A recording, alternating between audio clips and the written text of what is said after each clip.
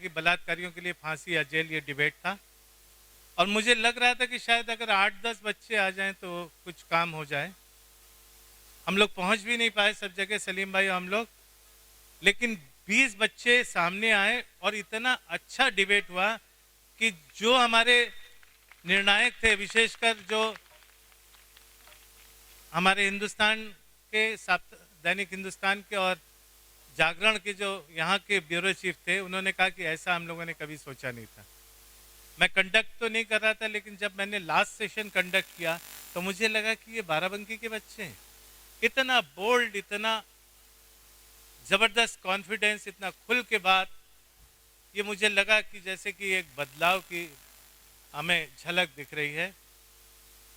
पुरस्कार इसमें सिर्फ पहले प्रतिभागी को देना था और वो भी एक टाइटन घड़ी देना था, लेकिन फिर मुझे लगा बात विवाद सुनने के बाद कि नहीं, बाकी बच्चों को भी कोई घड़ी देनी चाहिए अपार्ट फ्रॉम जो नॉर्मल पुरस्कार है।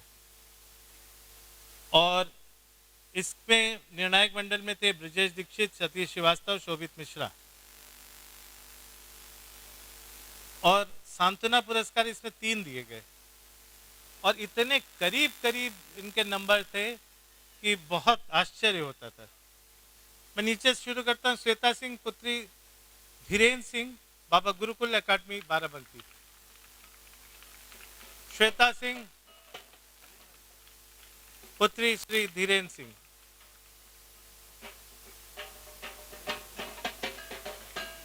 श्वेता ने बोला चाहे जो कुछ हो, लेकिन वाद विवाद के लास्ट सेशन में बहुत अच्छे क्वेश्चन पूछे थे और इस बिचारी से भी लोगों ने बहुत क्वेश्चन पूछे। द्वितीय पुरस्कार आमीना उस्मानी पुत्री फरीदुल हसन, ये द्वितीय जो है सांत्वना पुरस्कार है सेंट एंथनी कॉलेज की।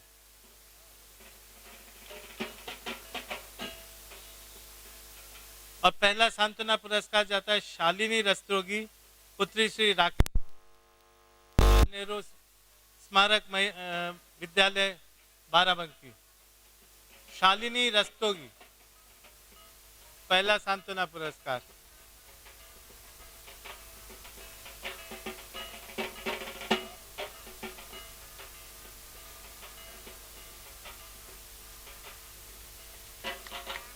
तृतीय पुरस्कार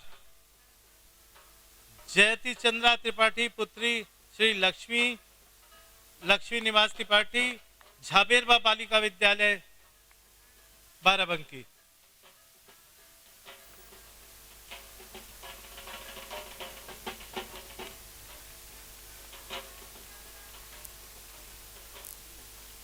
द्वितीय पुरस्कार, द्वितीय और प्रथम में एक नंबर का फर्क था। द्वितीय पुरस्कार जाता है प्रिया वर्मा, सुरेश चंद्र पुत्री श्री सुरेश चंद्र वर्मा, झाबेरबा पटेल बालिका विद्यालय बाराबंकी।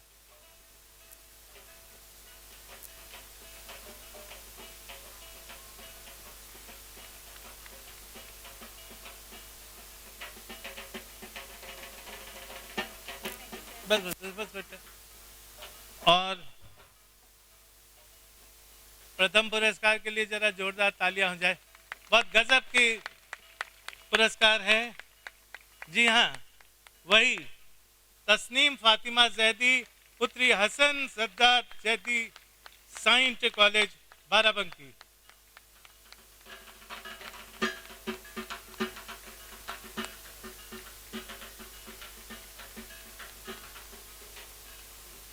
बेटा कैसा लग रहा है?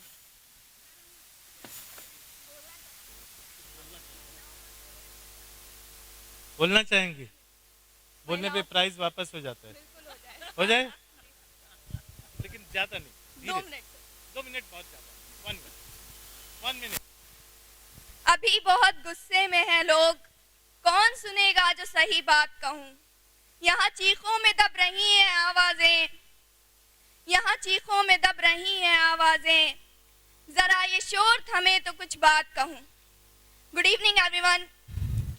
मैं आप सबका ज़्यादा वक्त तो नहीं लूँगी, लेकिन हमारी जो प्रतियोगिता थी वाद विवाद की, उसका विषय था बलात्कारियों को फांसी या उम्र कैद। तो मैंने विषय पर ही बोला था और मात्र 3 मिनट का समय मिला था, लेकिन मैं आज आप सबके समक्ष वो बोलना चाहती हूँ जो मैं उस समय नहीं बोल पाई। मुझे लगता है कि शायद नारी होने के नाते मैं ये कहने का अधिकार रखती हूँ। जी हाँ, मैं बात कर रही हूँ महिलाओं पर दिन बढ़ रहे अत्याचार पर।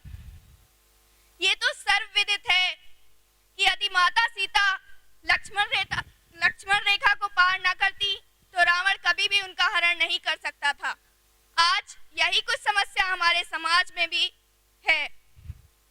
कहीं ना कहीं हम अपने आप को साबित करने में असमर्थ हैं। हम अपने वजूद, अपने अस्तित्व को सिद्ध नहीं कर पा रहे हैं।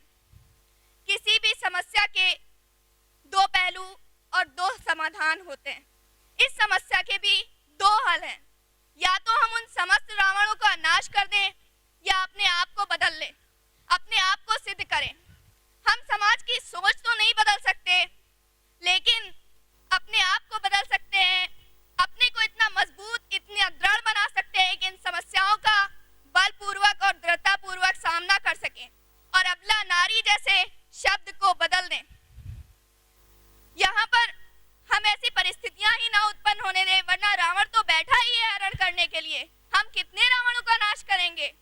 यहाँ पर मैं अपनी 2 पंक्तियां फिर से दोहराना चाहूंगी जो मैंने अपने डिबेट में भी बोली थी।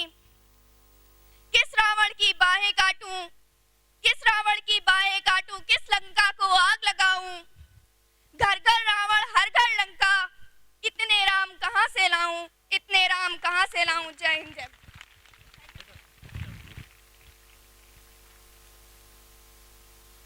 बिटिया घड़ी देख लें एक बार आप। है कि नहीं? है कौन सा है? देखो देखो।